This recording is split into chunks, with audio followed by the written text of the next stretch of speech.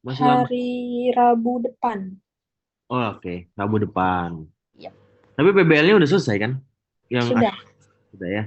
Iya. Oke, berarti kita tinggal pemahaman aja ya untuk asma ini ya. Oke, sekarang sebelum kita mulai ya, kita berdoa dulu. Berdoa mulai.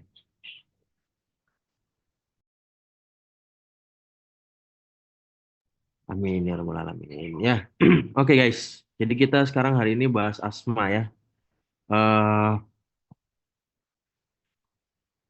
Kasus asma. Sebentar, sebentar.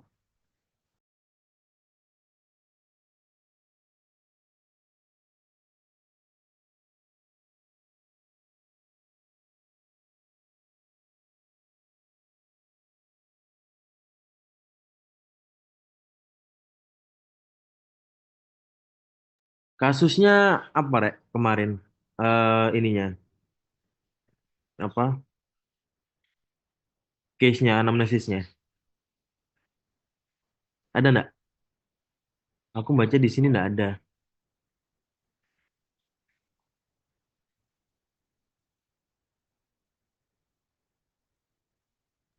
Bentar dok dikirim kertas kasusnya. Oke, kalian kita analisis bareng-bareng ya kasusnya ya.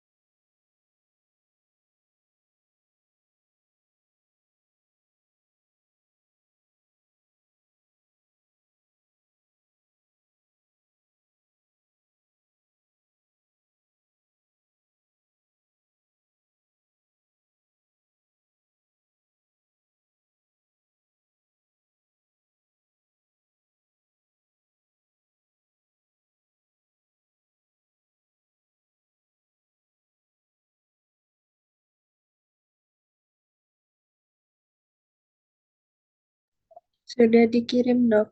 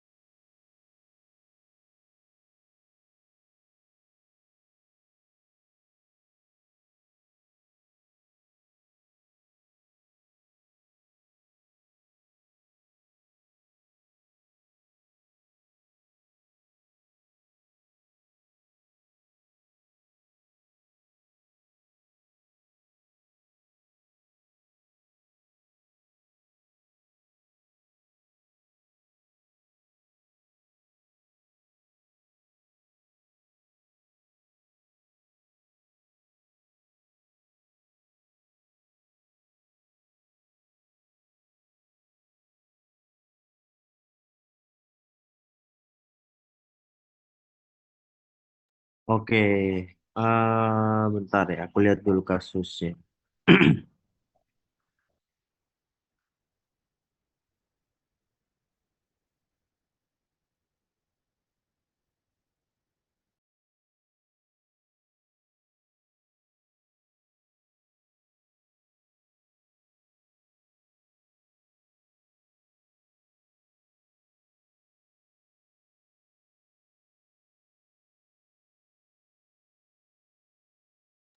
Oke, kasusnya yang ini ya, usia 18 tahun ya. Jika datang di rumah, kemudian eh, dia melihat seseorang yang mengalami sesak nafas ya. Kemudian sesak nafasnya itu disertai dengan suara wheezing ya. Ada suara wheezingnya. Pasiennya sudah pernah mengalami seperti ini sebelumnya dan dia punya recurrent episode, artinya ada episode berulang. Pasiennya punya alergi debu dan menggunakan inhaler. Sebelumnya, setelah menggunakan inhaler, dia membaik ya. Dari histori riwayat keluarganya, dia ada riwayat alerginya. Oke, bentar.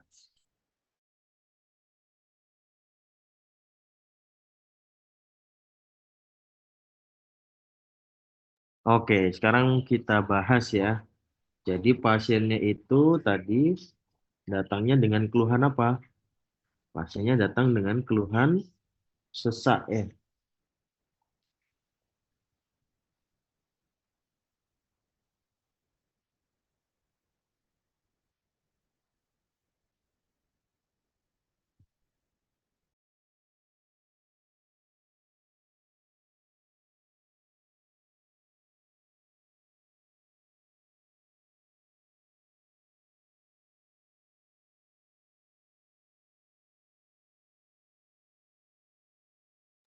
Oke, jadi pasiennya itu datang dengan keluhan sesak ya.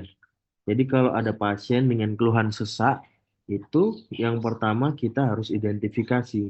Dia sesaknya murni dari parunya ya, atau dia sesaknya karena jantung ya, atau karena penyakit lain. Jadi sesak itu ya, ingat sesak itu pasien datang dengan keluhan sesak itu tidak mesti dia apa dia itu karena paru-parunya ada masalah di paru-parunya, tapi bisa jadi dia ada masalah di jantungnya ataupun dia ada masalah di lainnya, misalkan ada masalah di ginjal ya, ada masalah di pembuluh darah ya. Itu bisa menyebabkan sesak juga. Nah, kemudian ya, setelah kita identifikasi ya, kita yakin dia itu murni dari paru ya, berarti kita lihat ya sesaknya itu disertai dengan gejala apa ya. Jadi kalau misalkan dari paru-paru, sesak dari paru-paru itu pasti dia disertai dengan gejala lain misalkan ada batuk ya, kemudian ada demam ya, ada batuknya enggak, ada demamnya enggak ya, kemudian batuk nih bisa disertai dengan darah juga ya, ini ada batuk darah atau tidak ya, kemudian ada apa namanya, batuk sesak, kemudian ada suara nafas ya, suara nafasnya dia gimana, ada suara nafas mengi enggak ya, suara nafas mengi itu kayak suara ngik-ngik gitu ya, atau kalau kita auskultasi namanya wheezing ya. Jadi kalau kita auskultasi ketemu suara ngik-ngik itu ya, itu namanya suara wheezing ya. Jadi wheezing itu sebetulnya didengarkan melalui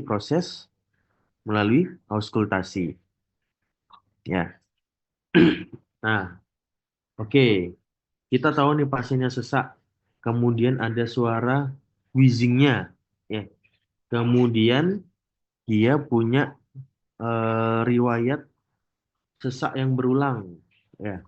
Kemudian ada apa lagi? Ada apa tadi ya? Ada riwayat alergi. Nah, ada riwayat alergi.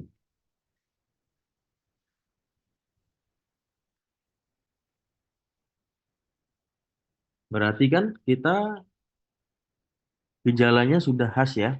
Sudah khas, sudah khas asma ya. Jadi kalau asma itu ya, asma itu gejalanya yang pertama pasti dia merasakan sesak ya. Nih, ya. Nomor satu gejalanya pasti dia merasakan sesak. Kemudian gejala lain biasanya disertai dengan batuk ya. Ada batuknya, batuk berdahak ya, kadang berdahak kadang enggak ya. Tapi dahaknya warnanya biasanya warna putih bening ya.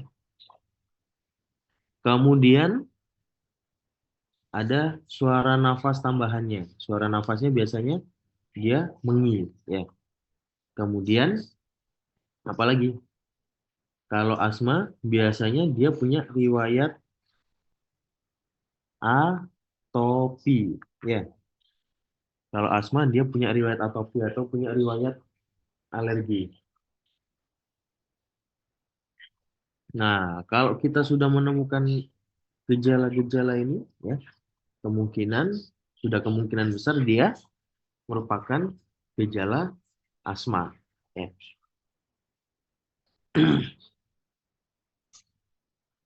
Oke.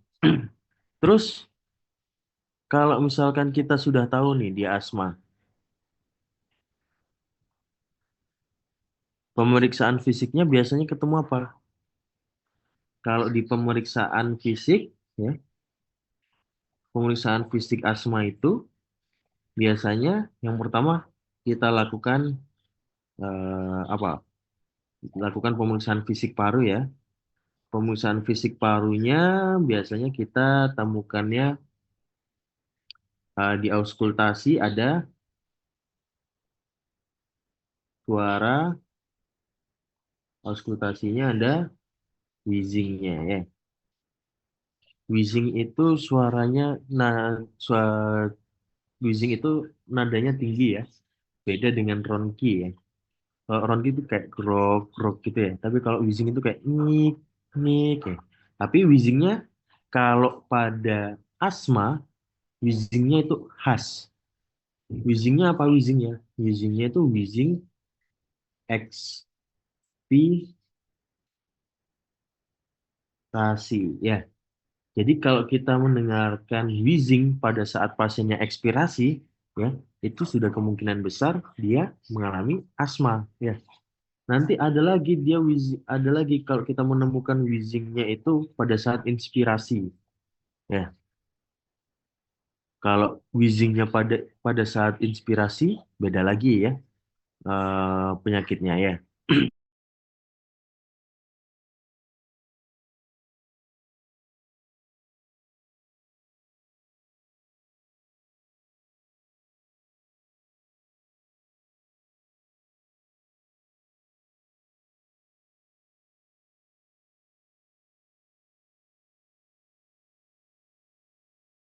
Oke, itu ya. Kalau wheezingnya pada saat inspirasi itu biasanya pertusis ya. Tapi kalau pada asma pemeriksaan fisiknya khasnya adalah wheezing pada saat ekspirasi ya. Pemeriksaan lain biasanya ditemukannya tidak ada yang khas sih. Kalau dia asmanya sudah kronik ya, biasanya kita menemukan pemeriksaan fisiknya eh, kalau sudah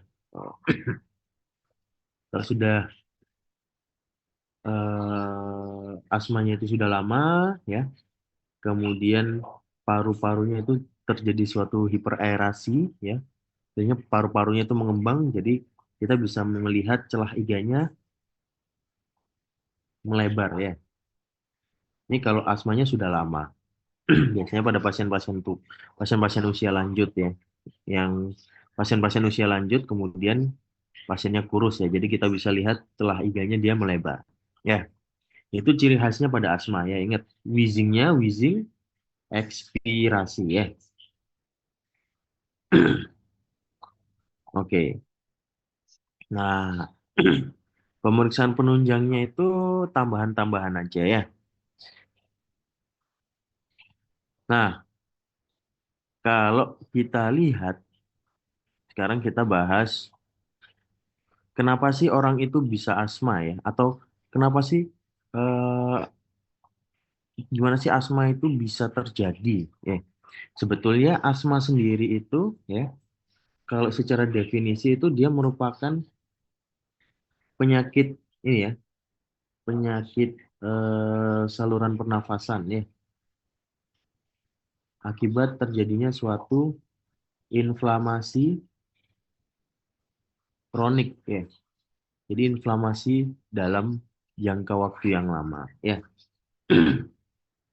Asma itu ya, kenapa dia bisa mendengarkan suara mengi pada saat dia bernafas atau kita bisa mendengarkan suara auskultasinya dia ada wheezingnya karena apa?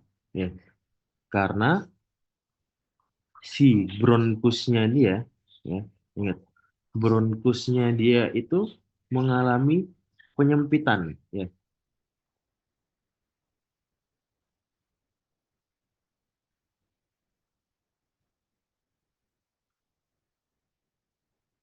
Oke,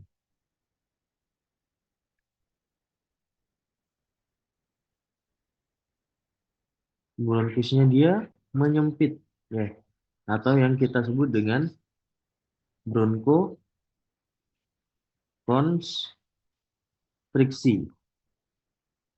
ya. Jadi karena adanya saluran nafas yang menyempit sehingga pada saat dia membuang nafas, aliran udara ya, aliran udara aliran udara yang melewati si bronkus itu dia akan mengalami suatu turbulensi ya. Ya, dia akan mengalami suatu turbulensi atau adanya ke, apa ya, aliran darah, guncangan dari aliran udara yang melewati bronkus itu sehingga dia akan menimbulkan suara mengi tadi ya. Dia akan menimbulkan suara mengi ya. Kenapa kok dia bisa bronkokonstriksi? Karena adanya proses inflamasi ya. Jadi eh, pada saat terjadinya inflamasi itu, nah sebelum kita bahas sebelum sebelum terjadinya inflamasi, kenapa dia bisa terjadi inflamasi? Karena apa? Karena dia ada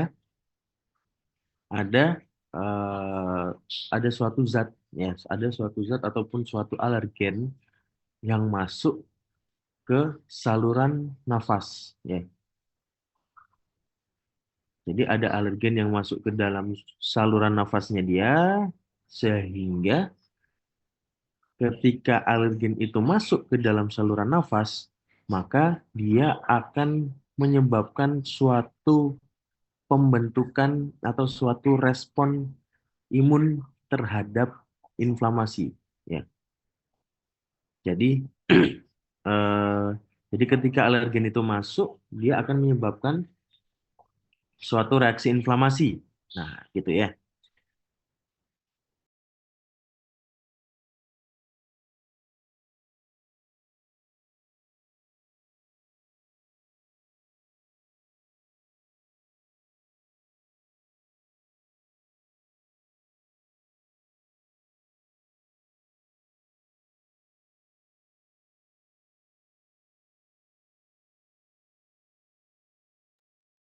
Nah, itu ya. Jadi inflamasi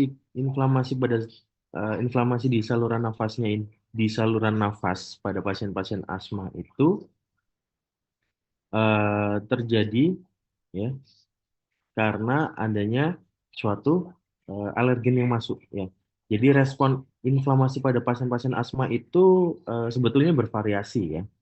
Dan dia itu bisa responnya itu bisa cepat atau bisa lambat ya terhadap inflamasi tersebut ya. Nah, ketika terjadi suatu inflamasi ya pada saat alergen itu masuk ya, akibat adanya alergen itu masuk pada pasien asma terjadi yang namanya degranulasi sel ya. Digranulasi sel-sel emas ya, sel emas pada saluran pernafasan. Ya. Jadi tubuh kita itu melepaskan mediator-mediator inflamasi ya, yang kemudian nanti si mediator-mediator inflamasi itu dia akan menyebabkan hiperresponsif. Hiperresponsif dari otot-otot polos ya, otot polos di saluran pernafasan ya. Kalau misalkan otot di saluran pernafasan itu terjadi suatu hiperresponsif, artinya dia eh, sangat sensitif ya terhadap suatu zat-zat mediator-mediator inflamasi ya, maka dia akan menyebabkan suatu bronkokonstriksi tadi. Dia akan menyempit ya. Otot polosnya berkontraksi ya, otomatis si bronkusnya dia berkonstriksi, dia menyempit, terjadilah obstruksi atau gangguan obstruksi di saluran nafas ya, sehingga pasiennya sesak ya.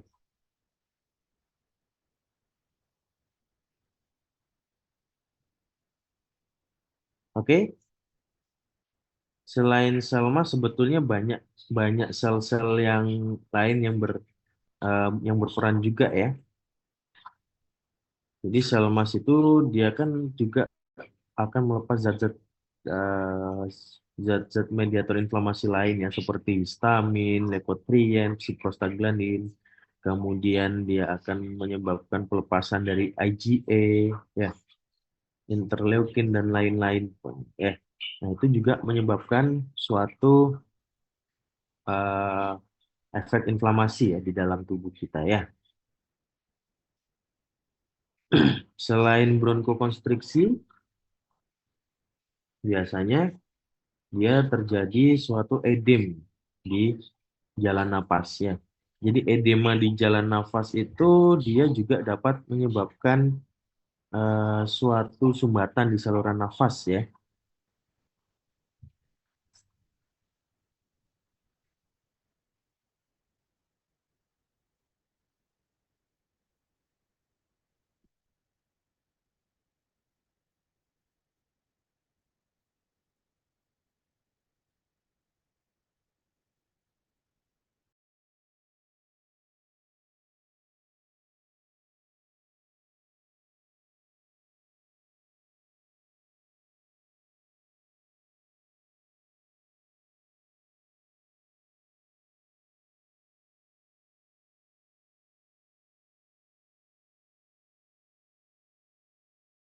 Oke, itu ya. Jadilah pasiennya sesak ya. Ketika terjadi bronkokonstriksi, otomatis usaha bernafasnya dia bertambah ya. Karena kan dia sesak ya. Akhirnya kompensasi dari tubuh itu ya, ketika kita membutuhkan banyak oksigen tapi oksigennya itu tidak terpenuhi karena adanya suatu hambatan di jalan nafas ya, adanya bronkokonstriksi, maka tubuh kita itu akan mengkompensasi ya, mengkompensasi kebutuhan oksigen itu dengan meningkatkan si RR. Oh,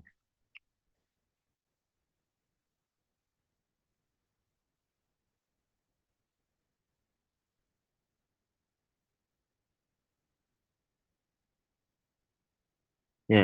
Jadi karena dia sesak ya, karena adanya obstruksi di jalan napas ya, sedangkan tubuh kita perlu O2 yang banyak ya. Karena dia ada obstruksi, otomatis suplai O2-nya kan menurun ya. Karena O2-nya menurun, otomatis tubuh kita mengkompensasi dengan meningkatkan RR ya. Jadi kita lebih sering untuk mengambil nafas ya.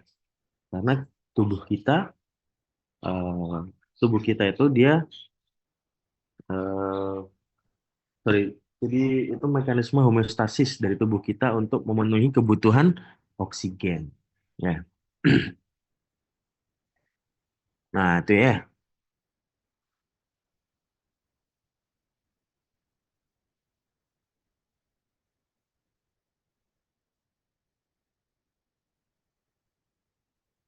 Kemudian apa lagi yang mau tanyakan patofisiologinya? Kurang lebih asma cuman itu aja ya. Jadi yang penting diketahui adalah eh, si asma itu merupakan suatu penyakit inflamasi kronik ya. Jadi ketika dia itu terpapar oleh suatu alergen ya, maka respon tubuh kita itu dia akan merespon dengan mengeluarkan zat-zat mediator inflamasi ya.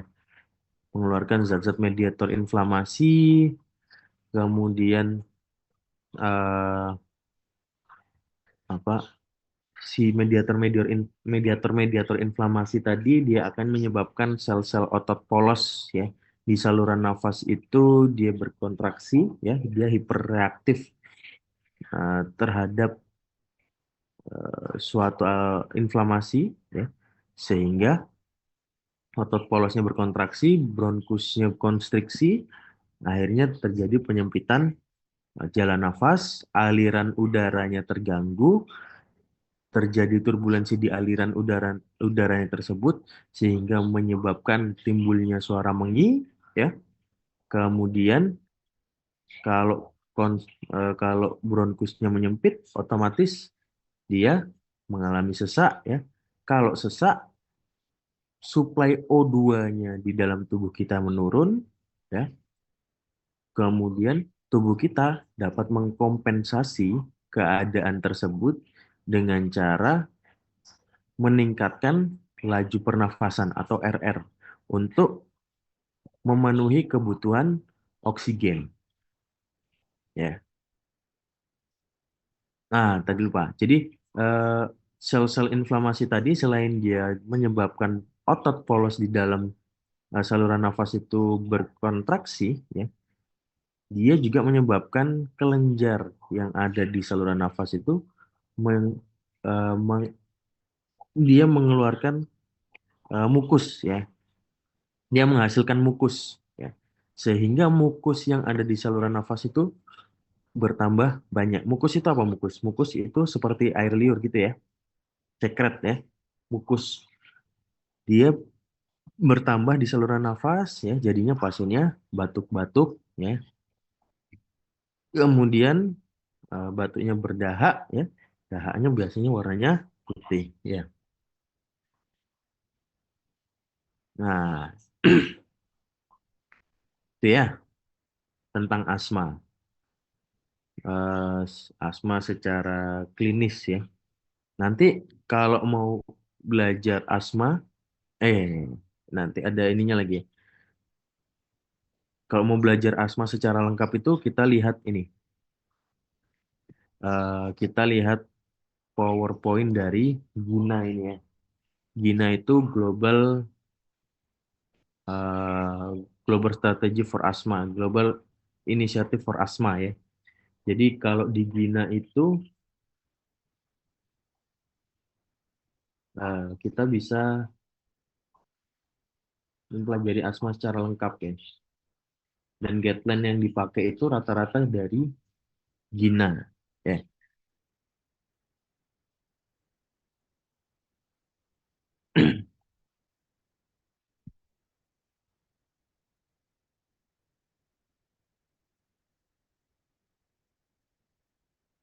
Nah, iya. Jadi kalau secara guideline-nya itu ada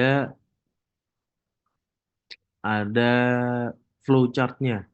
Kalau kita mau mendiagnosis asma ya.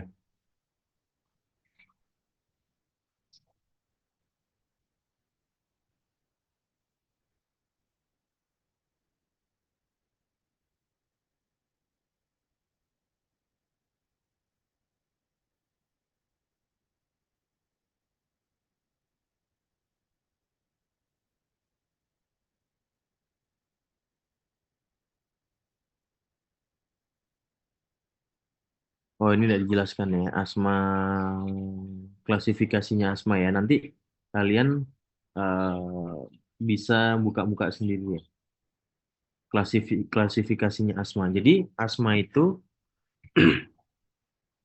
ada klasifikasinya ya. Ada asma intermittent, ya.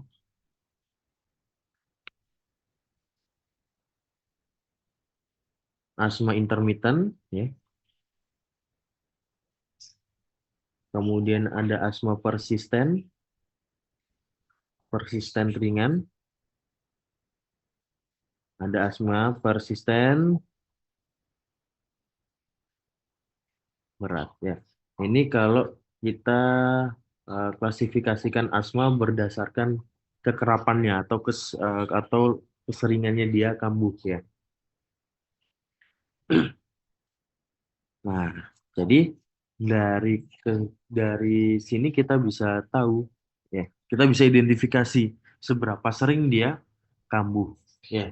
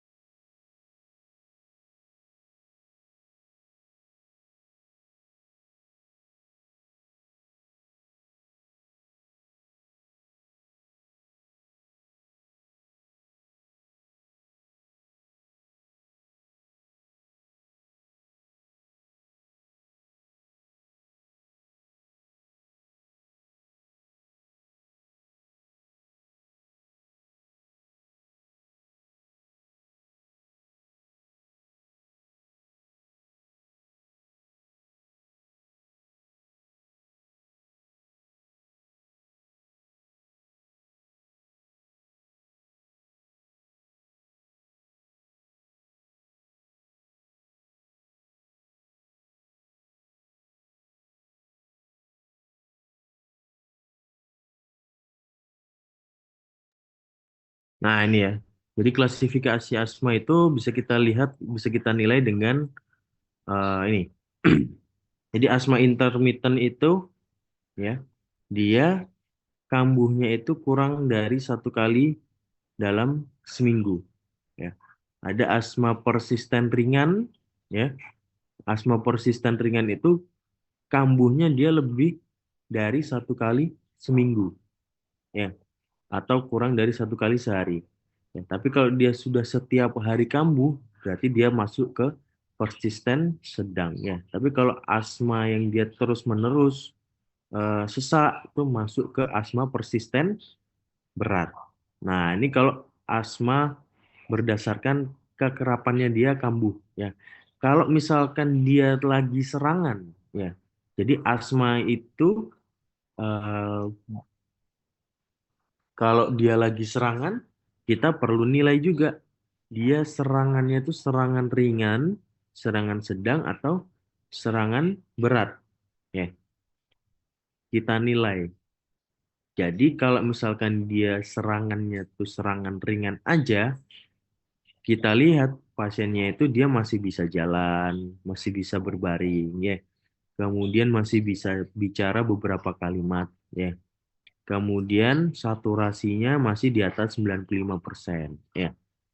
Kalau asma yang serangan sedang, ya, asma serangan sedang itu dia cuma bisa duduk aja, dia sudah tidak bisa baring, tidak bisa jalan, ya. Karena kalau dia baring, dia jalan makin sesak, ya. Dia lebih enak duduk. Kemudian dia bicaranya kalimatnya udah mulai terbatas nih karena sesaknya agak berat ya. Saturasinya antara 91 sampai 95% ya. Kemudian ada asma serangan berat ya.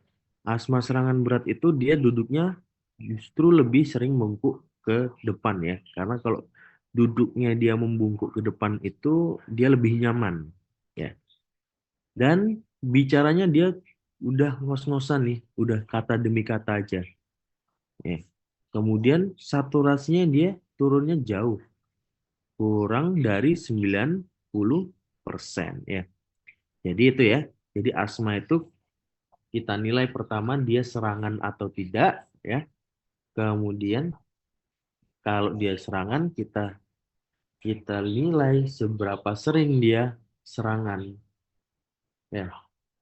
Nah, itu nanti juga berpengaruh terhadap eh, kita bikin diagnosis asma ya. Jadi caranya bikin diagnosis asma itu kalau misalkan dia lagi serangan, berarti kita nilai dia asmanya serangan ringan, serangan sedang atau serangan berat ya.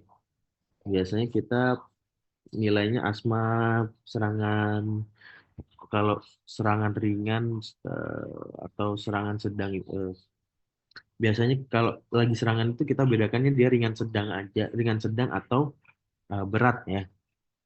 Jadi kalau misalkan dia lagi serangan, berarti kita buat diagnosisnya ya, asma serangan ringan sedang. Nah, kemudian baru kita nilai kekerapannya ya. Kalau misalkan ternyata dia eh, serangannya itu kambuhnya itu setiap hari, berarti dia asma persisten sedang. Ya, berarti kita tulisnya asma serangan ringan sedang pada asma inter sorry, pada asisten sedang ya, pada asma persisten sedang ya. Atau biasanya ada yang nulis lain, biasanya asma eksaserbasi akut.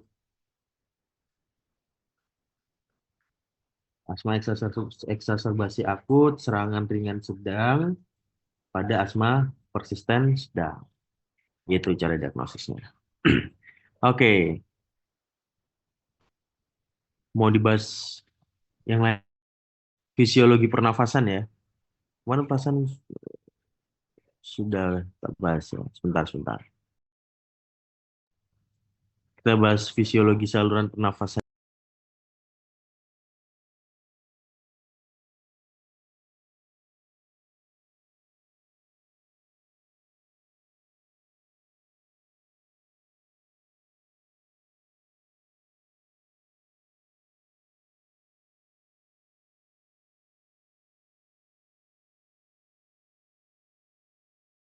Tentang fisiologi pernafasan ya. Jadi kita ingat-ingat lagi fisiologi pernafasan itu ya, mekanisme dasar respirasi, mekanisme dasar pernafasan itu ada ventilasi, perfusi dan difusi. Ya, artinya proses ventilasi itu proses masuknya udara ke dalam saluran nafas ya. Kemudian ada perfusi, perfusi itu pertukaran oksigen ya antara di alveoli dan di masuk ke dalam pembuluh darah ya. Kemudian proses difusi itu proses eh, proses penyaluran O2 ke jaringan, yaitu proses difusi. Ya, jadi pada saat terjadi serangan asma, kira-kira mekanisme mana yang terganggu? Mekanisme respirasi mana yang terganggu?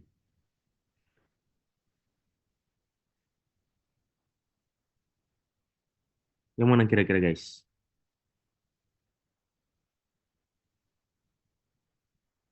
Jadi pada saat asma itu, ya, pada saat serangan asma itu mekanisme mekanisme yang terganggu adalah si ventilasinya ya.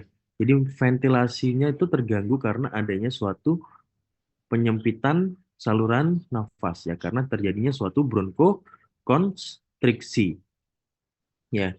Sehingga ya sehingga eh, O2 yang masuk itu di dalam darah itu tidak terpenuhi ya. O2 yang masuk ke dalam darah itu tidak terpenuhi ya. Kemudian tubuh kita bisa mengidentifikasi adanya suatu oksigen yang menurun dan kemudian tubuh kita bisa mengkompensasi dengan cara meningkatkan laju pernafasan RR agar O2 yang diperoleh semakin banyak ya. Nah, ini ya. Ini proses ventilasi, ya, kemudian terjadi proses perfusi. Proses perfusi itu pertukaran gas ya, proses pertukaran di alveolus ya masuk ke dalam pembuluh darah, kemudian terjadi proses difusi ya dari jaringan dari pembuluh dari O2 yang di pembuluh darah masuk ke dalam sel di jaringan ya.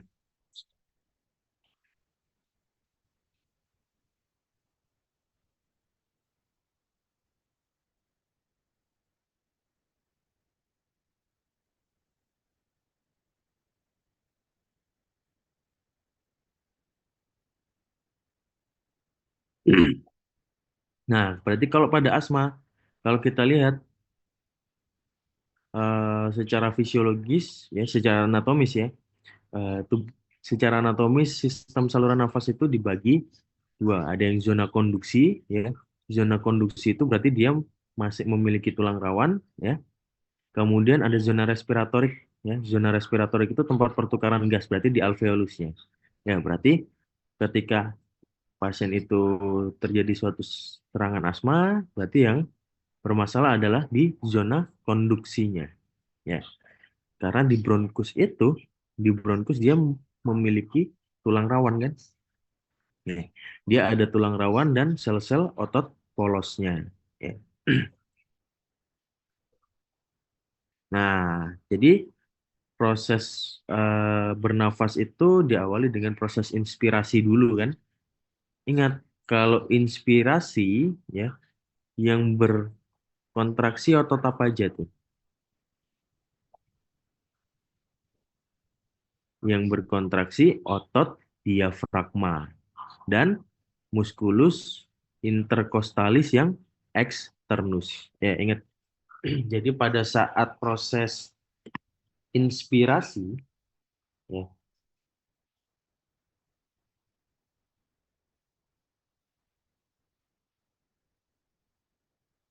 pada proses inspirasi, ya, eh, otot yang berkontraksi itu yang pertama adalah otot diafragma dan otot atau musculus intercostalis externus. Ya, dari mana otot-otot ini bisa berkontraksi? Ya, karena adanya bantuan dari nervus ya, nervus yang menginervasi otot-otot tersebut ya. Jadi otot-otot ini itu diinervasi oleh nervus phrenicus ya, nervus phrenicus ya. Ini inspirasi biasa. Kalau misalkan dia inspirasinya inspirasi dalam, ada otot-otot tambahan yang berperan juga ya. Muskulus apa yang berperan? Musculus sternocleidomastoideus dan musculus scalenus. Ya. Jadi pada saat proses inspirasi, ya, ketika kita menarik nafas, tubuh kita itu berusaha memasukkan oksigen ke dalam ke dalam saluran nafas dengan cara membuat otot diafragma dan musculus intercostalis externus itu dia berkontraksi. Ya, kenapa dia muskulus-muskulus ini bisa berkontraksi? Karena ada rangsangan dari nervusnya, nervus phrenicus ya. Tapi ketika tubuh kita membutuhkan inspirasi yang dalam ya, ada tambahan otot-otot yang berperan.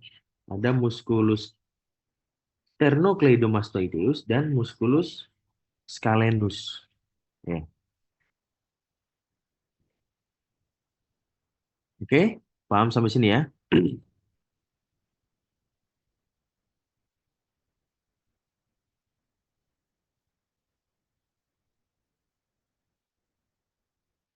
Paham, dokter. Oke. Nah, kemudian pada saat ekspirasi ya, pada saat aliran udara itu sudah masuk ke dalam tubuh, ya, maka ekspirasi proses pengeluaran CO2 yang dari paru-paru itu sebetulnya hanya proses pasif ya. Proses pasif itu artinya kita hanya mengandalkan daya recoil. Daya recoil dari otot-otot pernafasan ya. Daya recoil dari otot-otot nafas eh, dan juga paru kita ya. Jadi ketika kita inspirasi, ototnya kan berkontraksi ya, kemudian paru-paru kita mengembang ya. Pada proses pengeluaran udara, proses ekspirasi, kita hanya mengandalkan proses daya recoilnya dari otot-otot tersebut dan paru-paru kita aja ya. Jadi proses ekspirasi itu proses pasif aja sebetulnya. Nah, kemudian ada proses ekspirasi yang sifatnya itu ekspirasi paksa ya. Ada ekspirasi paksa ya. Biasanya terjadi pada saat kita batuk, bersin, ya. Itu terjadi ekspirasi paksa. Pada saat ekspirasi paksa tersebut ada otot yang ikut berperan juga ya. Ototnya otot-otot yang ada di abdomen justru ya. Nah, jadi otot-otot di abdomen itu dia membantu proses ekspirasi paksa tersebut. Ya. Otot-otot di abdomennya yang berperan adalah musculus rectus abdominis, ya. Kemudian ada musculus obliquus abdominis, ya. Musculus obliquus abdominus. Ya. Kemudian ada musculus intercostalis juga, ya. Tapi musculus intercostalis yang internus, ya. Ingat musculus intercostalis yang internus. Kalau yang musculus intercostalis yang externus, dia membantu proses inspirasi. Oke, paham ya sampai sini ya? Itu proses fisiologi pernafasan ya.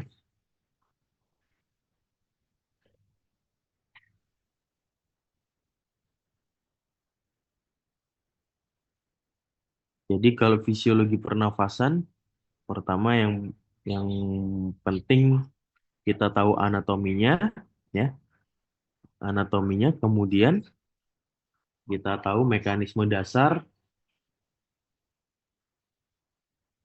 pernafasan, ya, mekanisme dasar pernafasan tadi ada apa aja?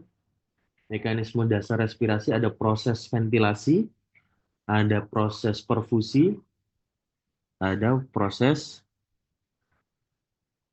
difusi. Ya, jadi penyakit-penyakit di paru itu sebetulnya gangguannya ya di ini aja. Ya, ada proses ventilasi, perfusi sama difusi. Ya, kemudian kita lihat secara anatomis dia gangguannya di mana? Di zona apa namanya? Di zona respirasinya kah? Ya, atau di zona konduksinya? Ya,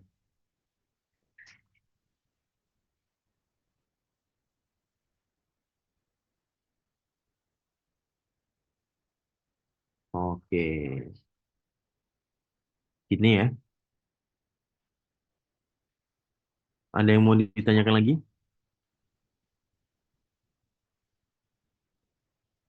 Ada yang masih bingung nggak tentang case asma ini? Secara fisiologis pernafasan, kemudian secara klinisnya. Permisi, dokter. Hmm. Maaf, dokter. Kami kan sudah buat di kertas PBL-nya Ya, tentang fisiologi dari asma ini, oke. respirasi. Heeh. Kami mau tanya, dokter, apakah masih ada yang kurang tepat? Oh ya, yang di grup itu ya. Iya, dokter. Oke, oke. Oke. Yang ini kan, Yang Dokter Francis. ini kan. Iya. Oke, betul ya. Bukan bukan dokter yang satunya. Oh, yang satunya. Iya. Yang ini. Oh, bentar-bentar.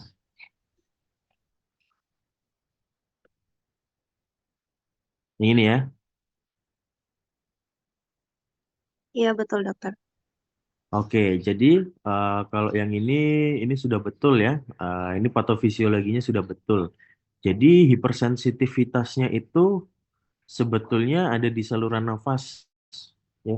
Jadi tidak cuma di bronchiolusnya aja, ya. Kalau secara anatomi bronchiolus itu di mana sih bronchiolus? Nah, bronchiolus itu lebih kecil lagi kan? Ini bronchiolus, bronchiolus kan lebih kecil lagi sebelum masuk ke alveolus kan? Jadi sebetulnya bukan di bronchiolusnya aja, tapi di bronkusnya, ya. Jadi yang mengalami mana tadi? Ya. Jadi yang mengalami hipersensitivitas itu bukan di bronchiolusnya, tapi di bronkusnya. Ya. Jadi alergen masuk ke saluran pernafasan, ya. Kemudian eh, adanya respon keluarnya mediator-mediator inflamasi, ya. Kemudian terbentuk sel-sel antibodi, ya. Sel-sel antibodi seperti imunoglobulin E nanti dia berikatan dengan sel mas mengalami granulasi masuk ke dalam saluran pernafasan ke bronkus. Di bronkusnya mengalami hipersensitivitas, ya, atau hiperresponsif terhadap eh, terhadap si mediator-mediator inflamasi ini, ya. Kemudian terjadi eh, kontraksi otot polosnya, ya. Ini pergangan epitel nervus terhadap epitel nervus efferent, Mbak. Betul ya ini ya. Ini sudah betul ya. Terjadilah obstruksi saluran pernafasan. Ini sudah betul. Cuman ini ya, bukan di bronchiolusnya ya, tapi di bronkusnya. Oke. Kemudian,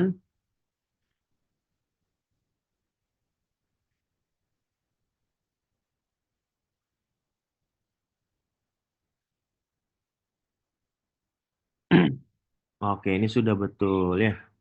Jadi diagnosisnya itu bukan asma bronkiolus ya, tapi asma bronkial. Artinya asma yang di bronkus ya. Memang asma itu dia patofisiologinya adalah penyempitan si bronkus, bukan bronkiolus ya. Jadi diagnosisnya adalah asma bronkial ya, bukan asma bronkiolus. Asma bronkial. Ya. Nah, DD-nya apa aja DD-nya ini? DD-nya TB paru, oke lah. TB paru itu dia gejalanya sesak nafas ya, tapi tidak ada wheezing ya. Di di TB paru itu tidak ada wheezing ya. Tapi suara nafasnya adalah suara nafas ronki namanya ya. Ronki itu suara nafasnya kayak grok-grok gitu ya, kalau kita dengarkan dengan auskultasi. Beda dengan wheezing ya. Wheezing itu karena dia saluran nafasnya menyempit, maka dia akan menyebabkan timbul suara yang nadanya tinggi, kayak kita bersiul itu.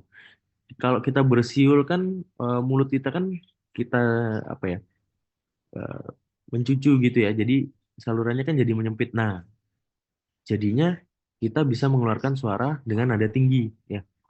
Tapi pada TB paru itu dia suara nafasnya bukan wheezing ya, tapi ronki ya, karena dia itu proses infeksinya itu ada di alveolusnya. Jadi alveolusnya itu eh, banyak sekali mukusnya ya, sehingga proses bernafasnya itu bisa terganggu ya. Jadi kalau misalkan dia eh, menarik nafas atau mengeluarkan nafas itu terjadi suatu apa ya? Suatu eh, kita bilangnya ya. kayak seperti suara mukus ya, suara mukus yang bertemu dengan udara yang menimbulkan suara ronki kayak grok-grok gitu ya. Nah, itu di TB paru. Jadi wheezingnya bukan wheezing ya kalau TB paru ya. Nah, di TB paru itu dia juga ada biasanya ada gejala batuk darah, ya, ada demam, kemudian penurunan berat badan, ya, kemudian keringat di malam hari, ya. Ini nyeri dada, kelelahan itu bisa juga terjadi ya, tapi jarang ya. Kalau gejala yang khasnya pada TB paru yang tadi ya, batuk, batuk lama, batuknya berdarah, sesak, demam, berat badan menurun. Nah, DD-nya lagi ISPA. ISPA itu jarang sekali sampai asma, sampai sesak ya. Biasanya ISPA itu saluran pernafasan atas itu karena dia infeksinya di saluran nafas atas aja, dia gejalanya bukan sesak ya. Kalau dia sesak kan berarti gejalanya bisa di saluran nafas bagian bawah kan. Nah, biasanya gejalanya cuma demam batuk pilek aja kalau ISPA ya. Bronkitis. Bronkitis itu peradangan pada bronkusnya ya karena ada suatu infeksi bisa jadi karena infeksi virus atau infeksi bakterinya. Ada biasanya batuk aja kalau bronkitis jarang sekali sampai sesak nafas. Suara nafasnya bukan wheezing ya. Dia tidak ada suara nafas tambahan ya karena dia tidak terjadi penyempitan di bronkusnya. Ya, biasanya batuk aja batuk, batuknya batuk kering biasanya ya. Ada disertai demam juga ya. Kemudian DD lain pneumoni. Nah, pneumoni ini bisa juga ya pneumoni. Pneumoni itu peradangan pada alveolinya ya hampir sama kayak TB paru ya pneumoni itu. Jadi TB paru itu termasuk bagian dari pneumoni ya karena dia infeksi atau terjadi suatu peradangan di alveolinya. Tapi TB paru itu dia spesifik karena bakteri Mycobacterium tuberculosis ya. Sementara pneumonia itu penyebabnya karena infeksi lain ya selain Mycobacterium tuberculosis ya. Jadi sebetulnya TB paru itu termasuk pneumonia, tapi penyebabnya tuberkulosis ya. Pneumonia gejalanya ada batuk, ada sesak nafas ya, kemudian batuk dan demam menggigil ya. Itu gejala khasnya ya. Tata laksananya tergantung tergantung tadi ya, tergantung dari dia sedang serangan atau enggak ya. Kalau misalkan dia sedang serangan, diberikan obat-obatan melalui nebulizer ya, bronkodilator ya. Kalau dia sedang serangan dikasih bronkodilator. Kenapa kok dikasih bronkodilator? Karena dia bronkusnya yang menyempit. Jadi kasih obat-obatan bronkodilator ya.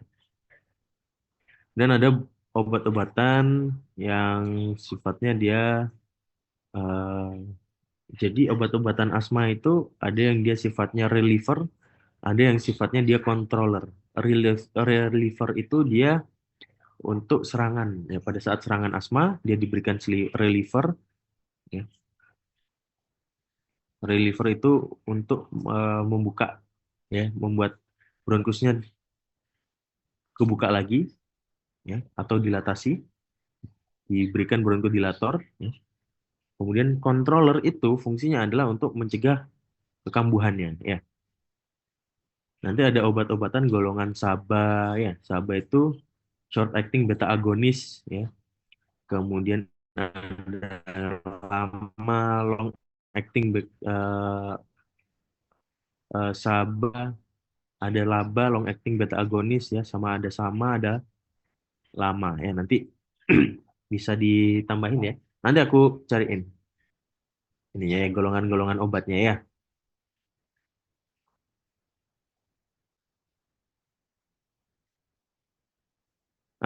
Ini jenis-jenis. sediaannya ya, sediaan untuk obat-obatan asma. Ini betul lah. Normal TTV, ini betul lah ya. Nah, JVP ini kenapa kalian nyari JVP nih?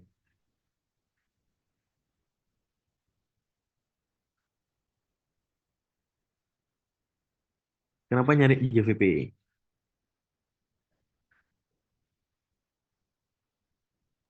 Karena di kertas kasus kami ada JVP, terus karena kami nggak tahu, jadi Oh iya disuruh ya, cari.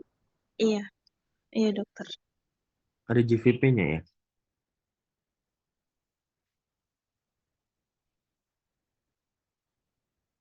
Oh, case to page. Oke, oke, oke.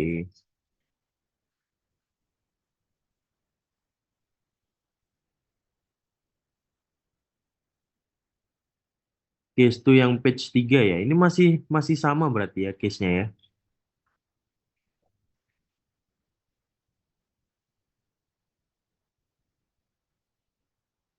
Oke, berarti yang di page 3 itu kan ada JVP-nya ya.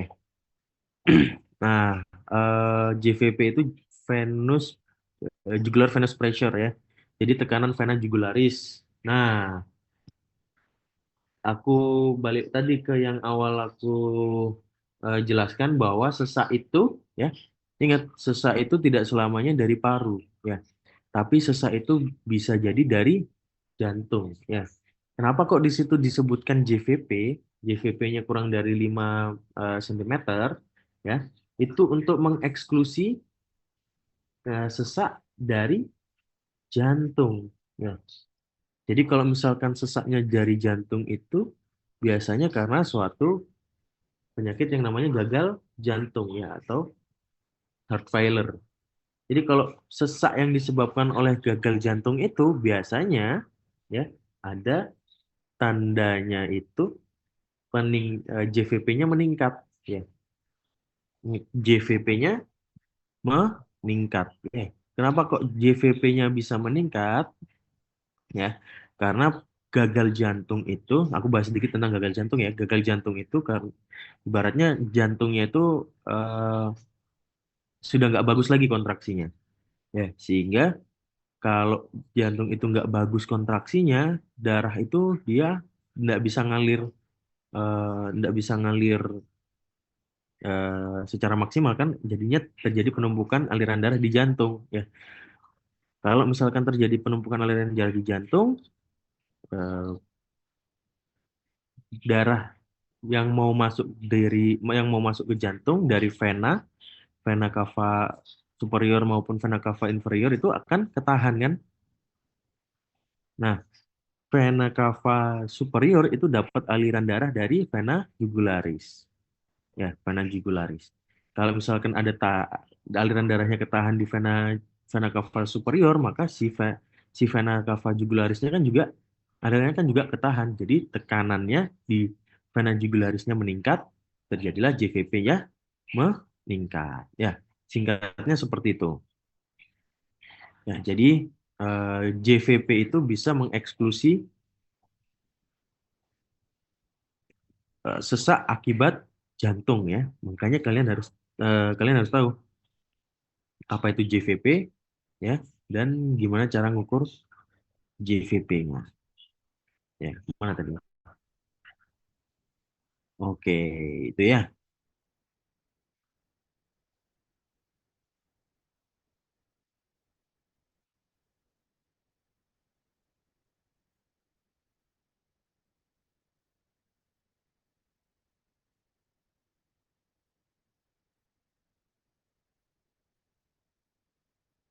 Oke, ini kurang lebih betul ya.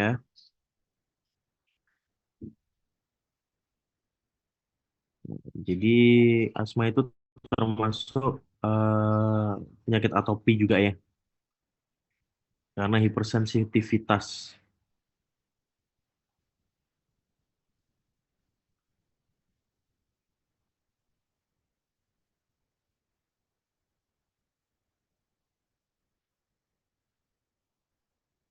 Zona respirasi, respirasi, inspirasi, kontraksi otot polos diafragma dan intercostalis externus, volume rongga dadanya melebar, paru-paru kita mengembang ya. Bronchiolus respiratorius masuk ke dalam bronchiolus respiratory, masuk ke alveoli, di alveoli terjadi difusi ya. Dari alveolus ke kapiler ya. Dia berikatan dengan nanti berikatan dengan hemoglobin ya. Hemoglobin kan dia mengikat O2 ya menjadi eh, hemoglobin yang teroksigenasi atau nama lainnya oksihemoglobin ya masuk ke dalam sirkulasi sistemik ya. Nah, nanti masuk ke dalam vena pulmonal di atrium kiri, masuk ke ventrikel kiri ya. Jadi ini kan aliran darah pulmonal kan setelah O2 itu masuk ke kapiler, dari kapiler kan dibawa ke vena pulmonalis kan. Dari vena pulmonalis dibawa ke atrium kiri. Ya, dari atrium kiri dibawa ke ventrikel kiri, baru nanti di eh, darah itu disalurkan ke seluruh tubuh ya. Jadi yang darah yang disalurkan ke seluruh tubuh itu membawa banyak oksigen ya.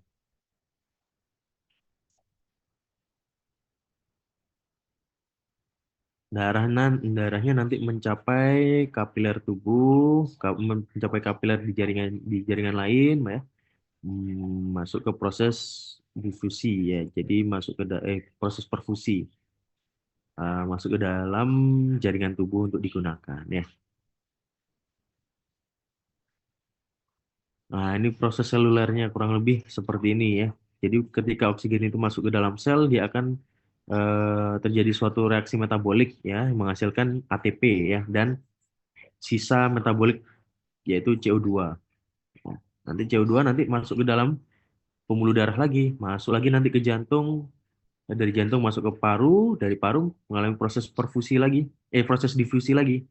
Proses difusi masuk ke alveoli, dari alveoli dibuang melalui proses ekspirasi. Ya,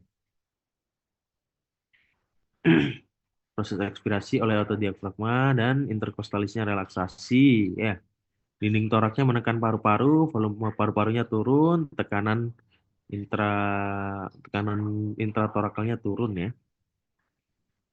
Tekanan di alveolus lebih besar daripada tekanan atmosfer, CO2-nya keluar. Oke, kurang lebih sudah betul ini, sudah bagus. Ada yang masih bingung nggak?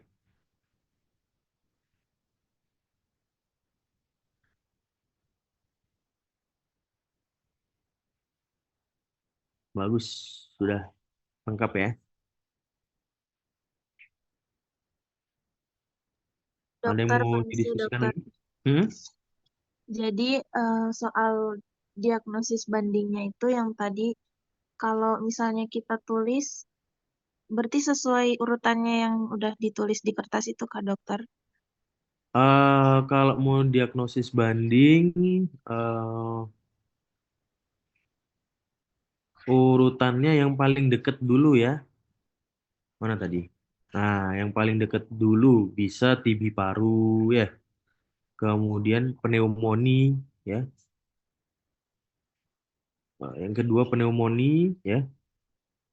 Eh, tadi gejalanya apa? Sesak kan?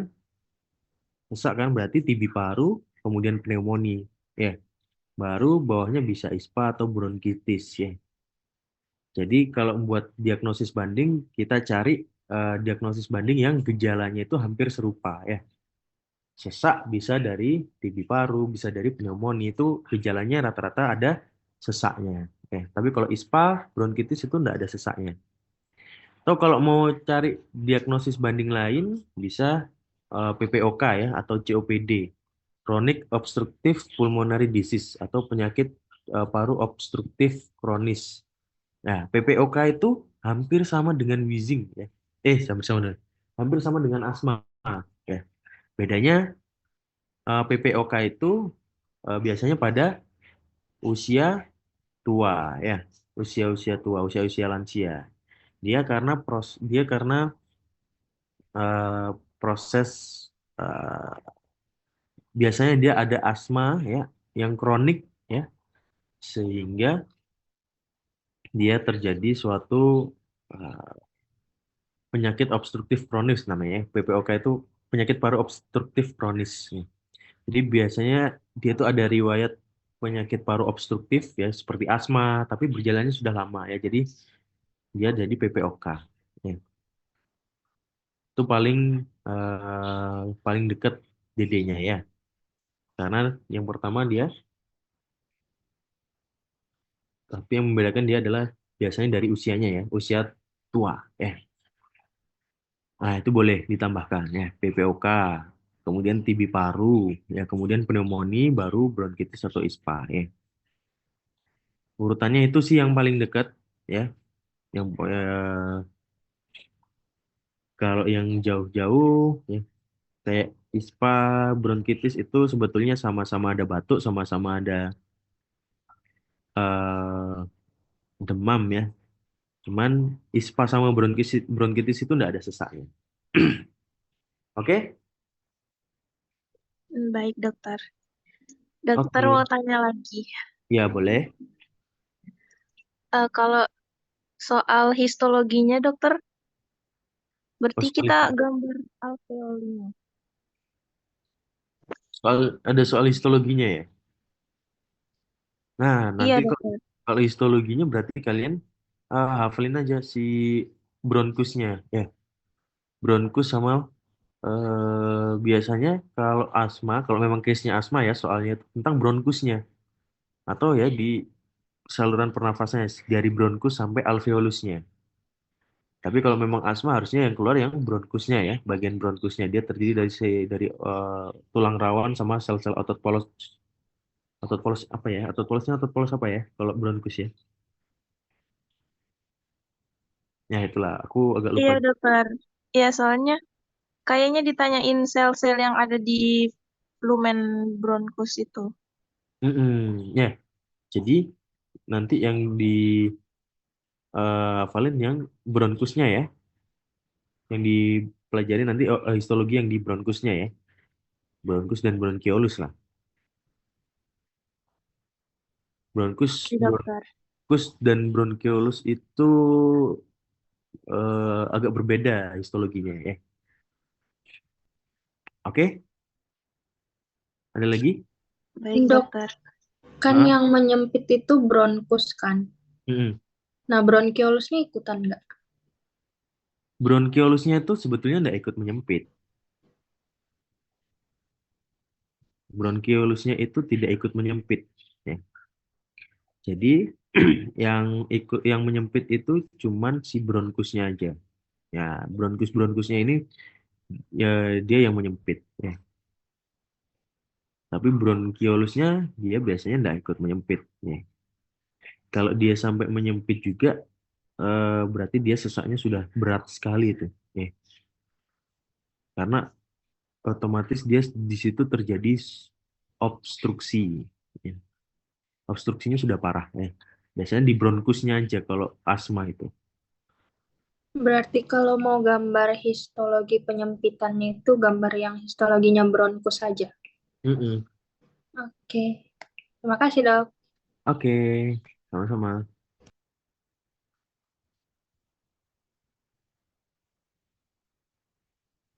Ada lagi?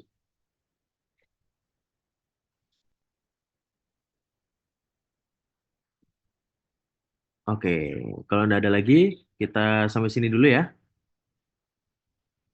Kita cukupkan sampai sini. Semoga bermanfaat ya. Semoga bisa dipahami semua case-nya dan semoga nanti sokannya lancar-lancar semua ya.